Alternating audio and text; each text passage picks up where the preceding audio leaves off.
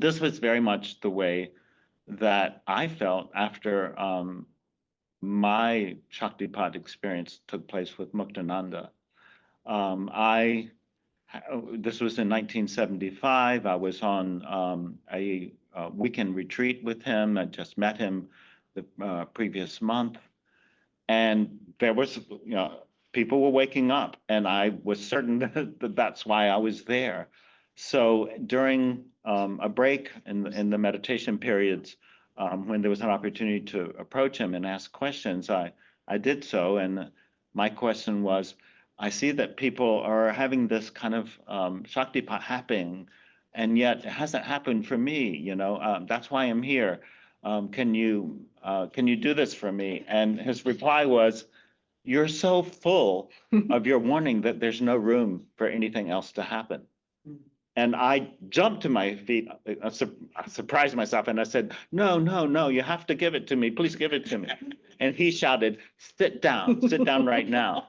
And a couple of moments later, he came behind me. He placed his a toe at the base of my spine, a hand on top of my head, and then he breathed into my nostrils and repeated a mantra, and an explosion of energy took place throughout my body. My body locked into lotus posture. The next 10 or 15 minutes, my body began to go through spontaneous yoga postures, scared the shit out of me, literally. I mean, I felt like I had completely lost control. My breathing shifted into this powerful movement. I was scared that I was going to die, and that I was really scared, and I had no idea what was happening. And a certain moment came in which I just felt like, okay, well, I'm going to give up trying to control this. And at that moment, there was a very powerful shift that took place. The energy became much more gentle, and my breath began to flow in a different way. And then it felt like honey was being poured into my brain.